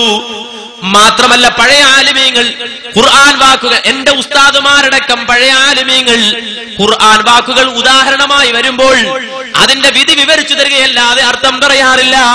ചോദിച്ചാൽ തന്നെ അർത്ഥം പറയരുത്, പിഴച്ചു പോകുമെന്ന് ഉപദേശിക്കുന്നവരായിരുന്നു. എന്റെ ഉസ്താദുമാരടക്കമുള്ള പഴയകാല ആലിമീങ്ങൾ നെഹ്വൊക്കെ പഠിക്കുമ്പോ അതിന് ഉദാഹരണം അഥവാ ഗ്രാമർ പഠിക്കുമ്പോ ആ നിയമത്തിന് ഉദാഹരണമായി ഖുർആൻ ആയത്ത് കണ്ടാൽ അതിന്റെ വിധി പറഞ്ഞു തരിക എന്നതല്ലാതെ ഒരിക്കലും അതിന്റെ അർത്ഥം പറയാറില്ല. ആ ആയത്തിന്റെ അർത്ഥം എന്താണ് ഉസ്താദ് എന്ന് ചോദിച്ചാൽ തന്നെ അർത്ഥം പറയരുത്, പിഴച്ചു പോകുമെന്ന് ഉപദേശിക്കുന്നവരായിരുന്നു. ഖുർആനിന്റെ അർത്ഥം പറഞ്ഞാല് പിഴച്ചു പോകുമെന്ന് ഉപദേശിക്കുന്നവരായിരുന്നു. ഖുർആൻ മാറ്റി വെച്ചു. മാത്രല്ല അള്ളാഹുവിനോട് മാത്രം പ്രാർത്ഥിക്കേണ്ടതിന് പകരം അള്ളയല്ലാത്തവരോട് പ്രാർത്ഥിക്കാമെന്ന സിദ്ധാന്തം കണ്ടെത്തി. ആരാ ഇവര് കണ്ടെത്തുക? അള്ളാഹിനോട് മാത്രം പ്രാർത്ഥിക്കണം എന്ന സിദ്ധാന്തം. ആ സിദ്ധാന്തത്തിന് മാറ്റം വരുത്താണ്. എത്രത്തോളം ഇത് റിസാലയാണ്, പുതിയ റിസാല. ഈ അടുത്ത സമയത്ത് ഇറങ്ങി. ഇതില് ഒരു ബസ് യാത്രയുടെ ഓർമ്മ എന്ന് കാണാം. ഒരു ബസ് യാത്രയുടെ ഓർമ്മ. ഇതില് കാലം 1992 മഞ്ചേരിയിൽ നിന്ന് കോഴിക്കോട്ടുള്ള യാത്ര. ആരാ യാത്രയുടെ ആള്? സുലൈമാൻ സക്കാഫി മാളിയേക്കൽ എന്ന് പറഞ്ഞ ആളെ എനിക്കറിയാലോ. അയാള് മഞ്ചേരിയിൽ നിന്ന് 92 യാത്രയാണ്. കോഴിക്കോട്ടേക്കാണ് യാത്ര. തികച്ചും യാദർച്ഛികം. മാളിയേക്കലിൽ നിന്നും മർക്കസിലേക്ക് പോകുന്ന ഞാനും നെല്ലിക്കുത്ത് എന്ന് വരുന്ന ഉസ്താദും മഞ്ചേരി ബസ് സ്റ്റാൻഡിൽ ഒരുമിച്ചെത്തി. കോഴിക്കോട്ടുള്ള ബസ് പിടിക്കണം. ഞാൻ ഓടിക്കത ചകത്ത് കയറി സീറ്റ് പിടിച്ചു. ഉസ്താദ് സാവകാശം ബസ്സിൽ കയറി. ഒരു സീറ്റിൽ രണ്ടുപേരും ഒരുമിച്ച്. എന്റെ അസ്വസ്ഥത മനസ്സിലാക്കിയാകണം അവിടെ ഇരിക്കണം. മറ്റാരെങ്കിലും ഇരുന്നാൽ എനിക്ക് പ്രയാസമാകും. ഞാൻ പരമാവധി ഒതുങ്ങി ഒറ്റച്ചന്തിയിൽ സീറ്റിൽ ഇരുന്നു. കണ്ടക്ടർ വന്നു.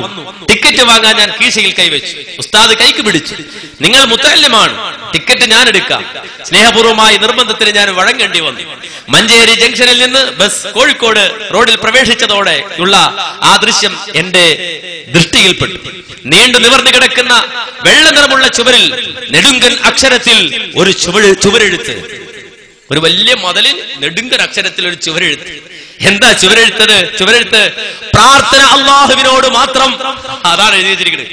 വലിയൊരു മതില്. അതിന് നല്ല വെണ്ടക്കാശരത്തിൽ എഴുതി വെച്ചിരിക്കുകയാണെന്ന് പ്രാർത്ഥന അള്ളാഹുവിനോട് മാത്രം. ഞാൻ ആ ചുമരെഴുത്ത് ഉസ്താദിന്റെ ശ്രദ്ധയിൽപ്പെടുത്തി. ഇതിനൊരു ബദൽ മുദ്രാവാക്യമെന്ത്? പ്രാർത്ഥന അള്ളാഹുവിനോട് മാത്രം എന്ന് മുജാഹിദ് പറയാ. അപ്പൊ ഈ മൊയ്ലിയാരി സക്കാഫി ഉസ്താദിനൊക്കെ ചോദിക്കാൻ ഇതിന് മറുപടി പറയണല്ലോ. കാരണം ഈ സാധുക്കൊക്കെ അങ്ങനെ ഉണ്ട്. മുജാഹിദുകള് എന്ത് പറഞ്ഞാലും ഒരു മറുപടിയാണ്.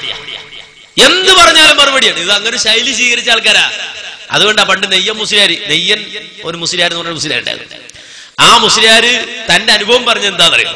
നെയ്യൻ മുഹമ്മദ് മുസ്ലിയാർ എന്നാണ് അദ്ദേഹത്തിന്റെ പൂർണ്ണ പേരെന്നാണ് എന്റെ ഓർമ്മ. അദ്ദേഹം ഈ പതി അബ്ദുൽ ഖാദർ മുസ്ലിയാർ എന്ന് പറഞ്ഞ മുമ്പ് കറ്റാനത്ത് നിന്ന് വന്നൊരു മുസ്ലിയാർ ഉണ്ടായിരുന്നു. പതി മുജാഹിദികൾക്ക് മറുപടി പറയാൻ കൊണ്ടുവന്നാണ്. അങ്ങനെ മുജാഹിദുകളായിട്ട് കുറെ കാലം പതി വാദപ്രകാരം നടത്തി അവസാനം മൂപ്പര് പറഞ്ഞു, അല്ലാ എന്നല്ല പറയേണ്ടത്, അല്ല എന്നാണ് പറയേണ്ടത്. അല്ല എന്ന് പറയണം, അല്ലാ എന്ന് പറയാൻ പറ്റൂല. ജലാലത്തിന്റെ ഇസ്മിന് അങ്ങനെ പറയാൻ പറ്റുള്ളൂ. അല്ലാ എന്ന് പറയുന്നത് ശരിയല്ല, അല്ല എന്ന് പറയണം. ഇപ്പോഴുണ്ട് ഓച്ചിറ ഭാഗത്ത് ആ പതിയുടെ അനുയായികൾ അവർ ബാങ്ക് കൊടുക്കുമ്പോ അശ്ഹദു അല്ലാ ഇലാഹ ഇല്ലല്ലാഹ് എന്നാ ബാങ്ക് കൊടുക്കുക. നമ്മൾ വിചാരിക്കുക ആക്ക് നാക്കിരി രണ്ടാണ്. അല്ല, അതാണ് അവിടുത്തെ നിയമം. അപ്പൊ അല്ലാഹ് എന്ന് പറയണോ അല്ലാ എന്ന് പറയണോ എന്ന വാദത്തിൽ ഇയാൾക്ക് ഈ അഭിപ്രായ വ്യത്യാസം പറഞ്ഞ ഘട്ടത്തിൽ ഇയാൾ ടീക്ക ബൂക്കർ മുസ്ലിയാർ വാദപ്രയോഗം നടത്താൻ വന്നത്രേ.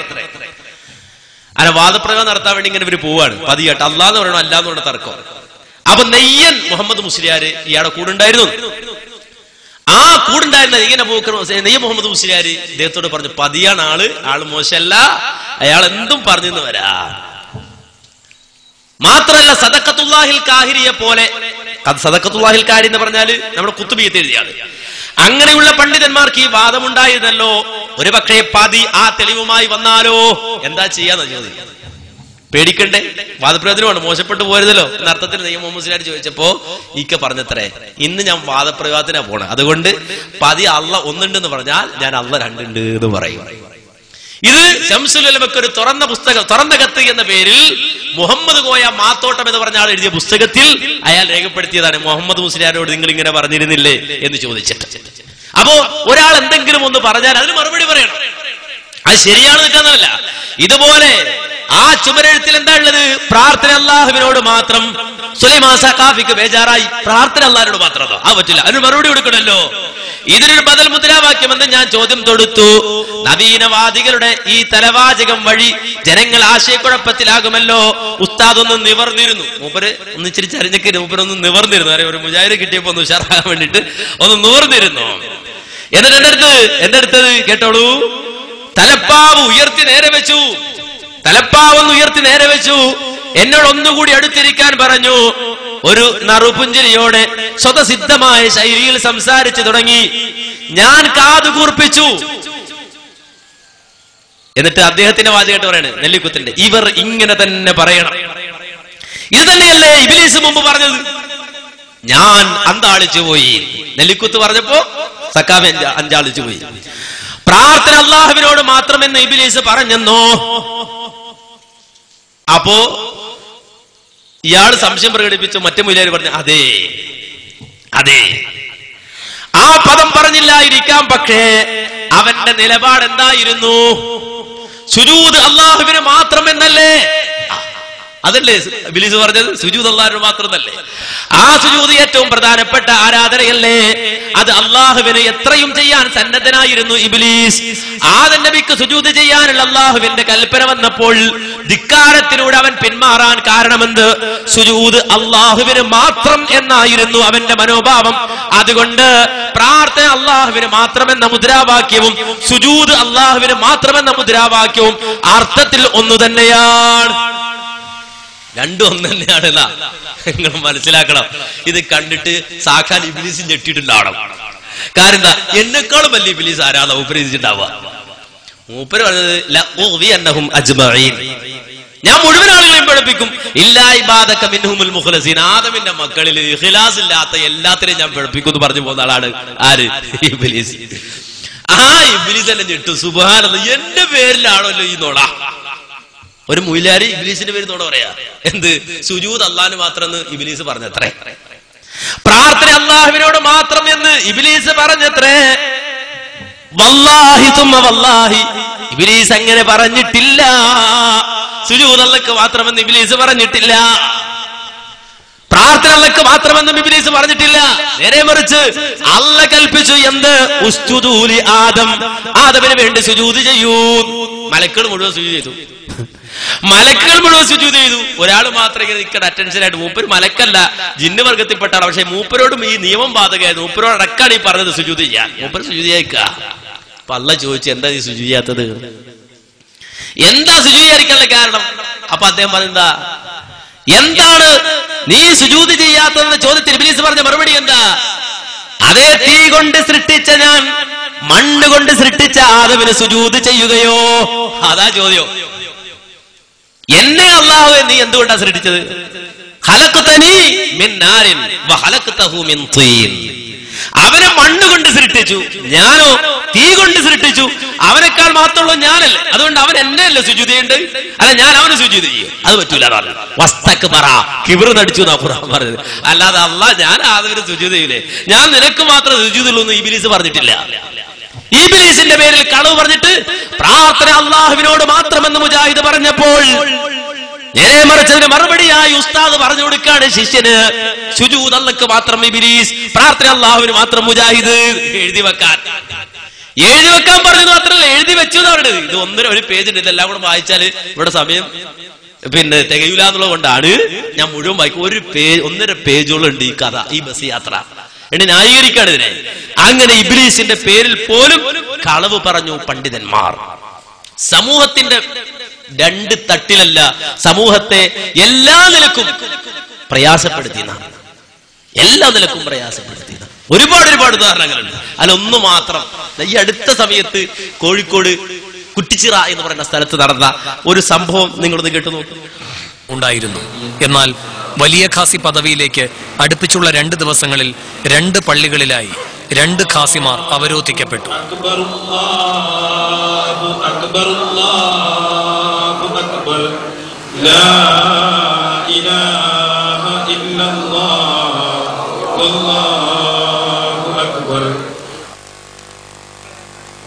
കുറ്റിച്ചിറ ജമാഅത്ത് പള്ളിയുടെ ഖത്തീബായിരുന്ന SV അഹമ്മദ് കോയയും പയ്യന്നൂരിലെ ഖാസിയായിരുന്ന സയ്യിദ് ഹസൻ കുഞ്ഞിക്കോയ തങ്ങളുടെ മകൻ സയ്യിദ് മുഹമ്മദ് കോയ തങ്ങളും ഇന്ന് വലിയ ഖാസിമാരായത് വലിയ വിവാദമായിരിക്കുന്നു. ചുറ്റുപാടറിയുന്ന ആളായിരിക്കണം ഖാദി. ഹജ്മത് ജമാനി വൽ മക്കാനും, ജമാൻ വെച്ച് കാലവും ദേശവും പരിചയമുള്ള ആളായിരിക്കുന്നതാണ്. എന്നെ സംബന്ധിച്ചിടത്തോളം പറയുകയാണെങ്കിൽ എൻ്റെ പാരമ്പര്യത്തിൽ 700 കൊല്ലം പഴക്കണ്ട് ഇവിടെ ഈ നാട്ടിൽ. ഇത്ര പഴക്കമുള്ള വളരെ പ്രയാസമായിരിക്കും. ഇസ്കാൽ പള്ളിന്റെ മുത്തവല്ലിമാരിൽപ്പെട്ട നമ്മളാവുന്നു. അപ്പോൾ സൂഫിക്കാ വീട് എന്ന് പറഞ്ഞ് സൂഫികൾ താമസിച്ച ആളുകളാണ്.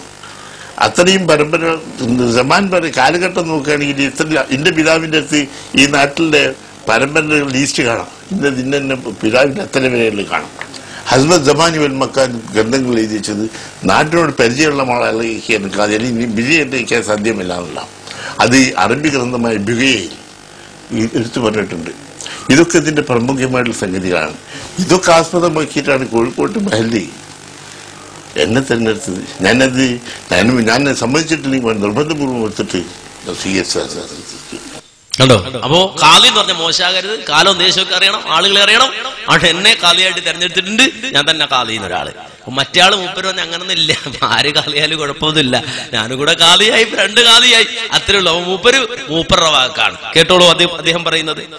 ഖാദി പല സ്ഥലത്തും ധാരാളം ഖാദികള് പല മാലിന്യത്തുകളും പലരും തിരഞ്ഞെടുക്കാറുണ്ട്. അപ്പോൾ ചരിത്രം പറഞ്ഞുകൂടാ, ആദ്യം പറഞ്ഞുകൂടാ. നേരത്തെ ചുറ്റുപാടത്തുള്ള പല മാലിന്യത്തുകളും നമ്മുടെ നേതാവ് ബഹുമാന ശബ്ദങ്ങൾ ഖാദിയായിട്ടുള്ള പല സ്ഥലങ്ങളുണ്ട്. സംസ്ഥാന ജനറൽ സെക്രട്ടറി ചെറുശ്ശേരി ജനദീം സുജാർ ഖാദിയായിട്ട് പല മഹലുകളുണ്ട്. പിന്നെ ആദ്യമൊന്നുമില്ല, പിന്നെ അവർക്ക് അത് തിരഞ്ഞെടുക്കാനുള്ള അധികാരമുണ്ട്. അവരെ തിരഞ്ഞെടുത്തു, ഇവര് കൂടിയിട്ട് ഇന്നും തിരഞ്ഞെടുത്തു സംസ്ഥാന നിർദ്ദേശപ്രകാരം. വിശ്വാസികൾക്കിടയിൽ ഒരു ആശയക്കുഴപ്പമുണ്ടോ? ഇപ്പോൾ ഇല്ല, ഒന്നുമില്ലല്ലോ.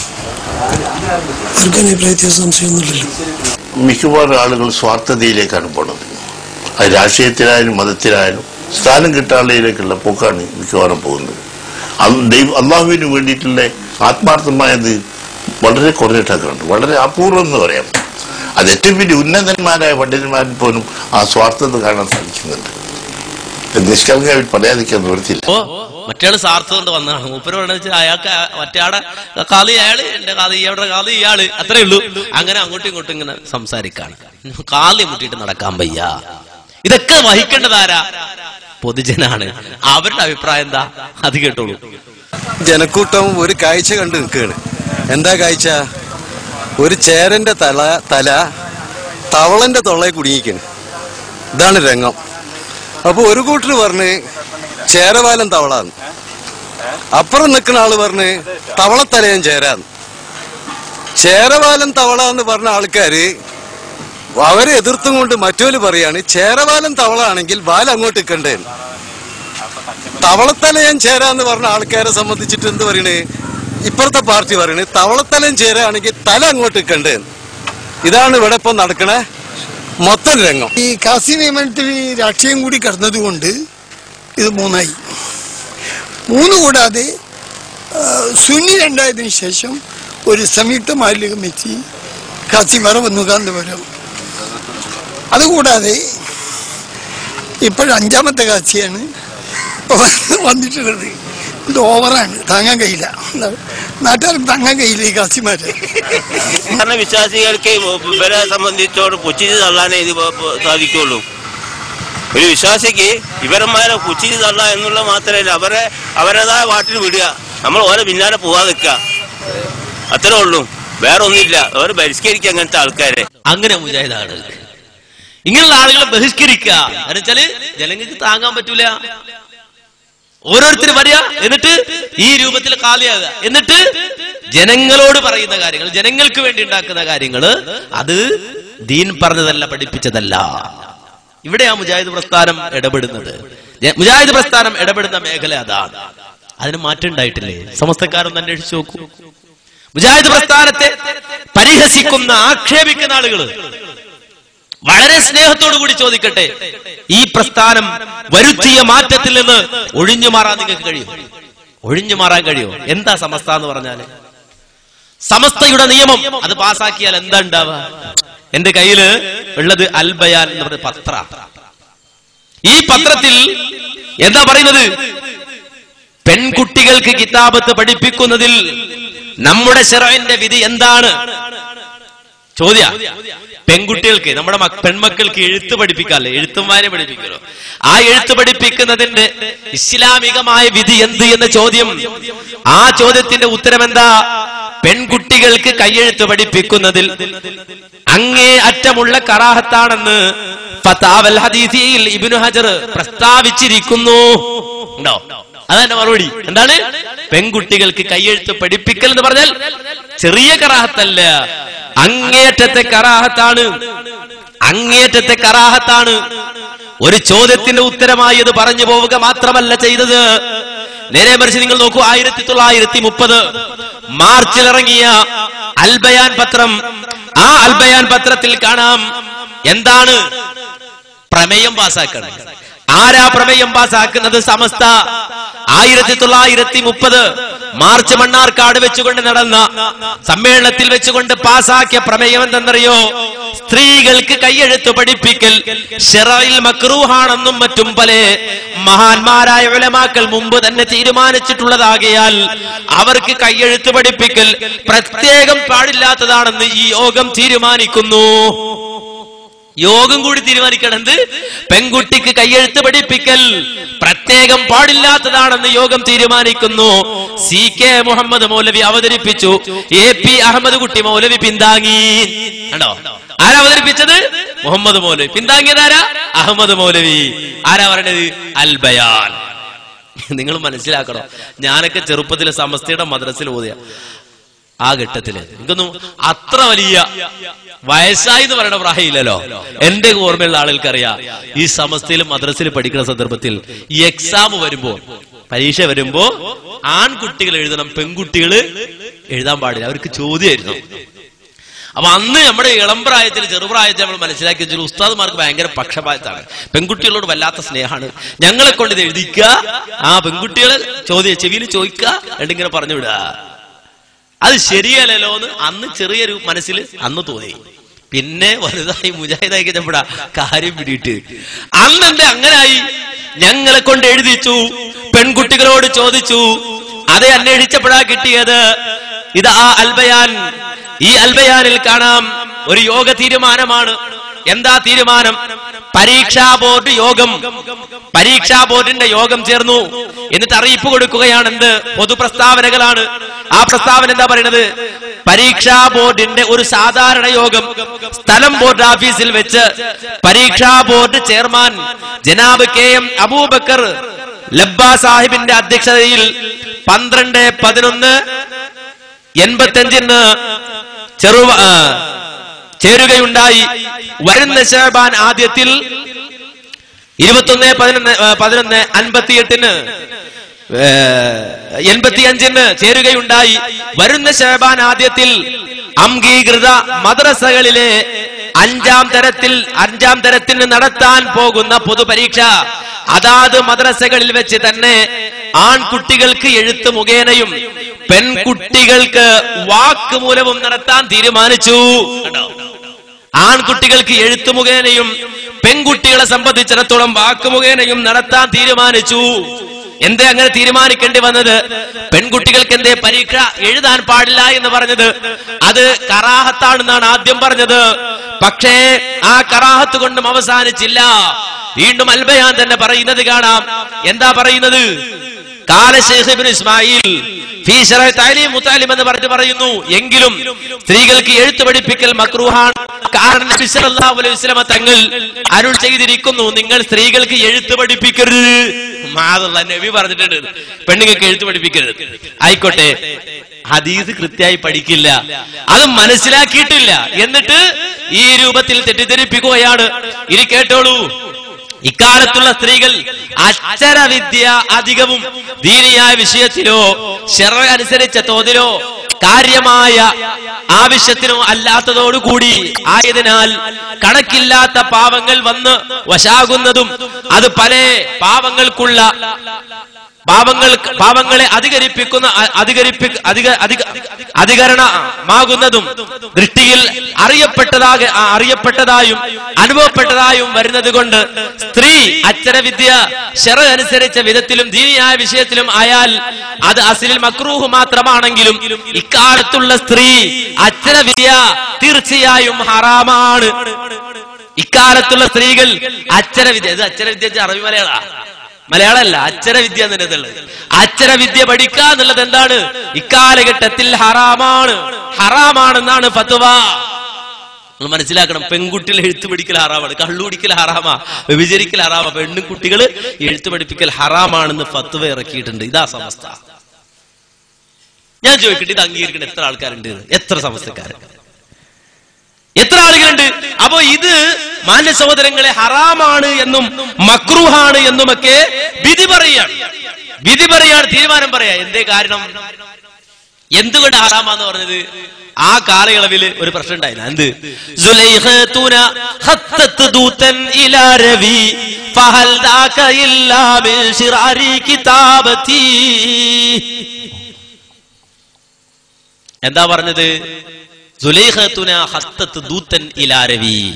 നമ്മുടെ സുലൈഖ എന്ന് പറയുന്ന പെൺകുട്ടി രവി എന്ന് പറയുന്ന ചെറുപ്പക്കാരന് പ്രേമലേഖനം എഴുതി. അങ്ങനെയാണ്. അറബി ഉണ്ടാവും, മലയാളം ഉണ്ടാവും പാട്ടിന്. പഴയ കാലത്ത് അങ്ങനെ ചില ആളുകൾ അറബിയും മലയാളം ഉണ്ടാവും. പഴയ ഉമർഖാദിയുടെ പേര് പറയണതാണ്. ഉമർഖാദി ഒരു വീട്ടിൽ ചെന്നു. വീട്ടിൽ ചെല്ലുമ്പോ അതുപോലെ പൈപ്പും ഫിറ്റിങ്സ് ഒന്നും ഇല്ല.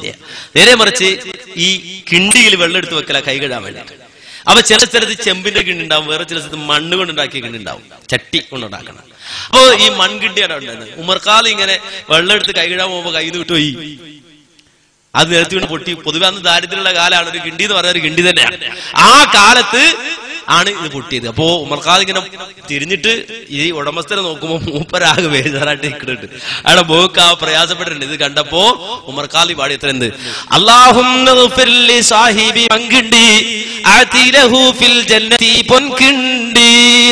പറഞ്ഞാല് അല്ലാഹുമ്മഗ്ഫിർ സാഹിബി മങ്കിണ്ടി പഠിച്ചൊരു ഈ മൺകിണ്ടിയുടെ ആളിന്റെ പുറത്തു കൊടുക്കും, പൊട്ടിപ്പോയി.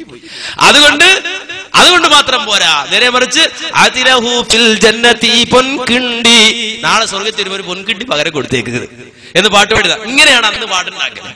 ഇതുപോലെ അന്നത്തെ വാലിങ്ങൾ വാത് പറയാണ്, രവി എന്ന് പറയുന്ന അമുസ്ലിമിന് സുലൈഖ എന്ന് പറയുന്ന പെൺകുട്ടി പ്രേമലേഖനം എഴുതിയത്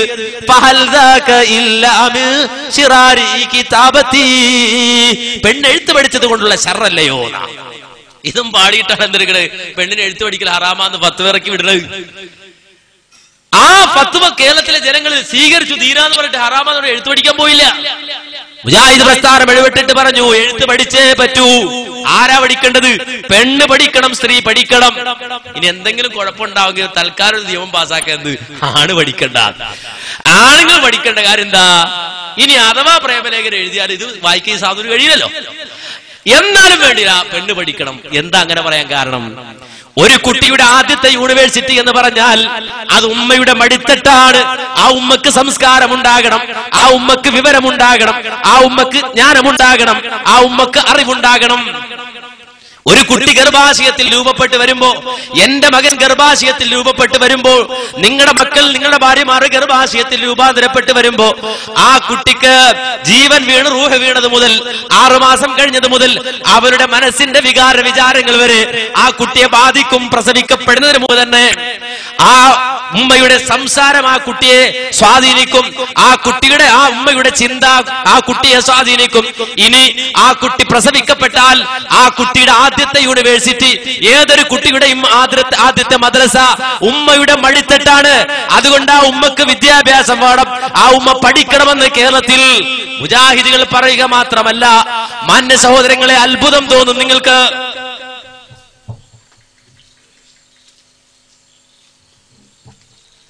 ആയിരത്തി 1974 മലപ്പുറം ജില്ലയിലെ കുണ്ടുതോട് എന്ന് പറയുന്ന സ്ഥലത്ത്, മലപ്പുറം ജില്ലയിലെ കുണ്ടുതോട് എന്ന് പറയുന്ന സ്ഥലത്ത് വെച്ചുകൊണ്ട് മുജാഹിദുകളും സമസ്തക്കാരും തമ്മിൽ ഒരു വാദപ്രതിവാദം, ആ വാദപ്രതിവാദത്തിന് കരാർ എഴുതി. വാദപ്രതിവാദത്തിന് കരാർ എഴുതുകയാണ് ഇവിടെ കുണ്ടുതോട് വെച്ചുകൊണ്ട്. ഏത് കൊല്ലത്തിൽ? 1974. അങ്ങനെ സുന്നികളും സമസ്തക്കാരും മുജാഹിദുകളും തമ്മിൽ തർക്കമുള്ള ഓരോരോ വിഷയങ്ങൾ വാദപ്രതിവാദത്തിനായി എഴുതുമ്പോൾ അതിൽ 24ാമത്തെ വിഷയം എന്താണെന്നറിയുമോ?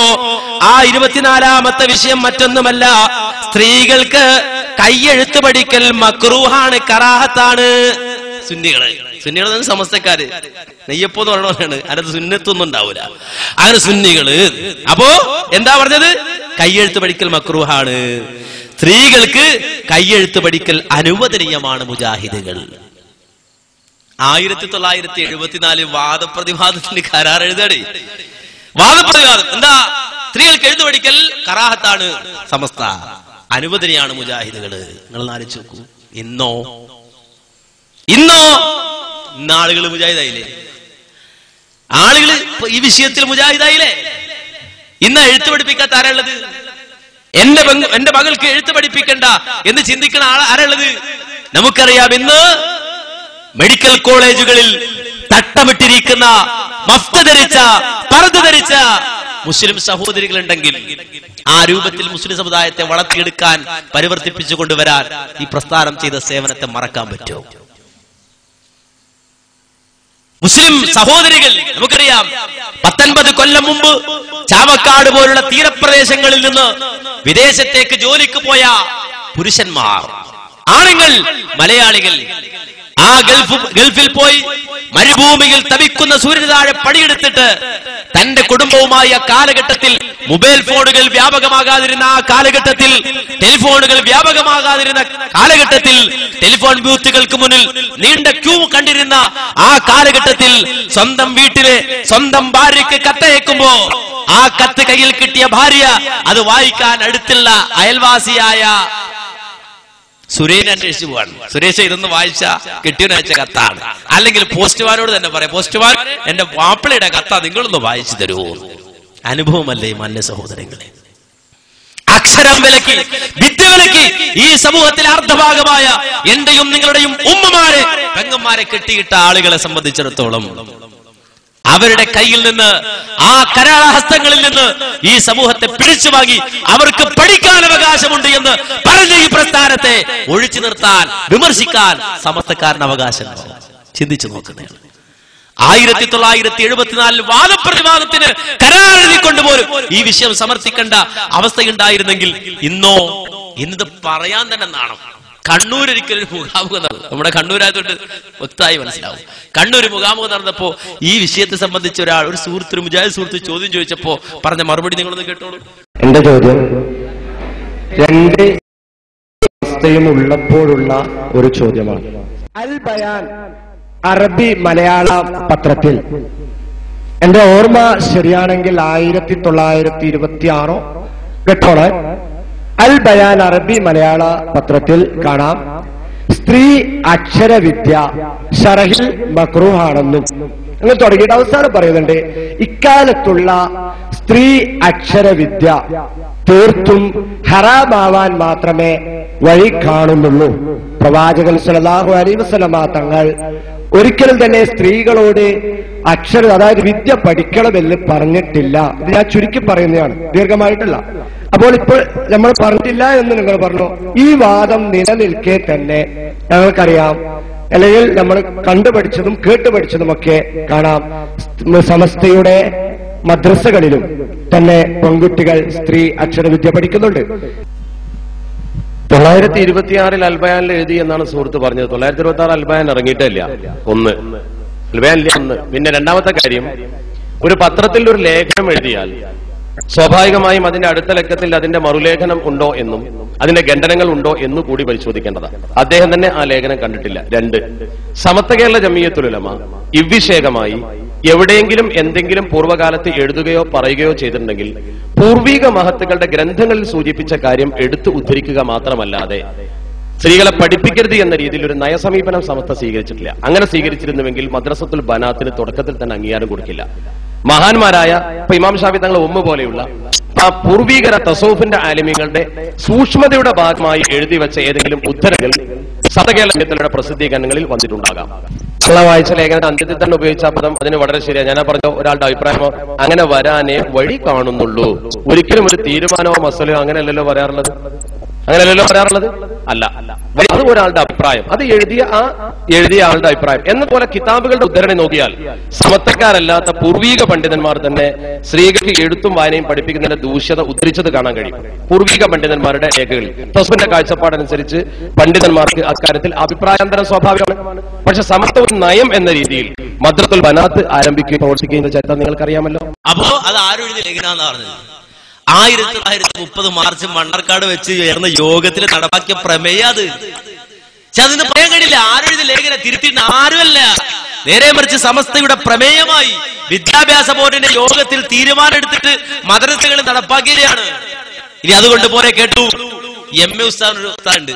ഈ എം എ ഉസ്താദ് പറഞ്ഞാല് ഇപ്പൊ പെൺകുട്ടികൾക്ക് സ്ഥാപനം നടത്തുന്ന ഉസ്താദാണ്. എം എ ഉസ്താദ് കണ്ട് ചിരിക്കുന്ന ഡോക്ടറെ കണ്ട്. പക്ഷേ ആ എം എ ഉസ്താദിന്റെ അനുഭവം എം എ ഉസ്താദ് ഉമ്മയെ ഓർക്കുകയാണ്. എം എ ഉസ്താദ് ഉമ്മയെ ഓർക്കുമ്പോൾ എന്ന് പറയുന്ന ലേഖനത്തിൽ പൂങ്കാവനത്തിൽ കാണാം, ഉമ്മ സ്കൂളിൽ പഠിച്ചിട്ടുണ്ടോ? എം എ ഉസ്താദ് ചോദിക്കുകയാണ്. മറുപടി ഇല്ല. അക്കാലത്ത് വിശിഷ്യ ആലിമീങ്ങളുടെ കുടുംബത്തിൽ പെൺകുട്ടികളെ സ്കൂളിൽ അയക്കുന്ന പതിവുണ്ടായിരുന്നില്ല. പെൺകുട്ടികളെ അയക്കൂല, പെൺകുട്ടികളെ പഠിപ്പിക്കൂല. ഇനി ഇത് മാത്രം ഒരുപാടുണ്ട്. ശരി, പഠിപ്പിച്ചില്ല, വീട്ടിൽ തന്നെ ആയിക്കോട്ടെ, സുരക്ഷിതമായിക്കോട്ടെ. എന്നിട്ട് എന്താ ചെയ്തത് എന്താണെന്ന് ചോദിച്ചാൽ ഈ ഉമ്മമാരുടെ കയ്യിൽ ഈ അക്ഷരം എഴുതാനും വായിക്കാനും അറിയാത്ത ഉമ്മമാരുടെ കയ്യിൽ കുറെ മാല എഴുതിയിട്ട് കൊടുത്തു അറബി മലയാളത്തിൽ. എന്നിട്ടിങ്ങനെ ചെല്ലിപ്പടിയാ. കേട്ടോളൂ, മുഹീദ്മാല ഒരു സമൂഹത്തിന് ആത്മനിർവൃത്തിയുടെ താളം പകർന്നു. കേരളത്തിലെ മുസ്ലിം വീടുകളിൽ ഇത് പാടിപ്പറഞ്ഞിരുന്ന ഒരു കാലമുണ്ടായിരുന്നു. മാല പ്രാതെ മക്കൾക്ക് അത്താർ നൽകാതിരുന്ന ഉമ്മമാർ സത്യത്തിൽ സമൂഹത്തിന്റെ ജീവിതഗതി നിയന്ത്രിക്കുകയായിരുന്നു. കല്യാണം ആലോചിക്കുന്ന പെണ്ണിന് മാല പാടാൻ അറിയണമെന്ന് നിർബന്ധം പിടിച്ചിരുന്ന യുവാക്കൾ സത്യത്തിൽ ആ ഉമ്മമാരുടെ തന്നെ സന്തതികളായിരുന്നു. ഉമ്മമാരെന്ന് പറഞ്ഞാൽ മാല പാടൽ വാജിബാണ്. മാല പാടൽ മാത്രമല്ല, കല്യാണം കഴിക്കാൻ വേണ്ടിട്ട് ഒരാൾ വന്നാൽ ചോദിക്കണത് പെണ്ണിന് മുയ്തിമാല അറിയാമോ എന്നാണ്. അതുപോലെ തന്നെ ദിഫായിമാല അറിയാമോ എന്നാണ്. മാല പാടാൻ അറിയുമെന്ന് ചോദിച്ചിട്ടാണ് പെണ്ണെടുത്തിരുന്നത് എന്ന് വരെ പറയാണ്. ഈ മാലകളും മൗലികളും ഈ അക്ഷരം അറിയാത്ത വിദ്യാഭ്യാസം ഇല്ലാത്ത ഉമ്മാരുടെ കയ്യിൽ കൊടുത്തിട്ട് എന്താ പറഞ്ഞത്? മൊഴിയൊന്നും കളയാതെ പിളയാതെ ചെന്നോർക്ക് മണിമാടം സ്വർഗത്തിൽ നായൻ കൊടുക്കുമേ. ചെല്ലിക്കോ, ഇത് ചെല്ലിക്കോ എന്നാണ്. ഇത് തെറ്റാതെ ചൊല്ലിയാൽ മണിമാടമാണ് സ്വർഗത്തിൽ അല്ലാഹുവിൻ്റെത് കിട്ടാനുള്ളത്. അതുകൊണ്ട് ഇത് ചെല്ലിക്കോ എന്ന് പറഞ്ഞ് ഇത് കൊടുക്കാണ്. ഇതാകട്ടെ നമ്മുടെ നാട്ടിലെ തരീക്കത്ത് വസ്ത്രങ്ങള് വാശിക്കഴിഞ്ഞ സാധനമാണ് ഈ മാല എന്ന് പറഞ്ഞാൽ. ആദ്യത്തെ മാല മുഹീദ്മാല, മുമ്പൊരു മാലയില്ല. 400 കൊല്ലങ്ങൾക്ക് മുമ്പ് ജീവിച്ച പിന്നെ ഖാലി മുഹമ്മദ് എന്ന് പറയുന്ന കോഴിക്കോടുള്ള ആളാണ് ആദ്യമായി മുഹീദ്മാല രചിക്കുന്നത്. അത് കഴിഞ്ഞ ബാക്കിയുള്ള മാലയൊക്കെ വന്നത് ഖാദിരിയ തരീക്കത്തിന്റെ മാലയാണ് മുഹീദ്മാല. റിഫായി തരീക്കത്തിന്റെ മാല റിഫായി മാല. ഇത് പരിശോധിച്ചാൽ കാണാം, ഒന്നും അതിങ്ങനെ പരസ്പരം ഇങ്ങനെ ഇതുപോലെ തന്നെ ഈ പറഞ്ഞ പോലെ തന്നെ ഒരാളെന്ത് പറയണം അതിന് മറുപടി പറയാൻ പറഞ്ഞു. ഇയാൾ ഈ ശേഖ് എന്ന് പറഞ്ഞു, അപ്പൊ മറ്റേ ശേഖ് മറുപടി. മുഹീദ്ദീൻ മാല ഇഫായി മാല ഒന്നിച്ചെടുത്ത് വെച്ച് വായിച്ചാൽ കൃത്യമായി നമുക്ക് മനസ്സിലാക്കാൻ കഴിയും.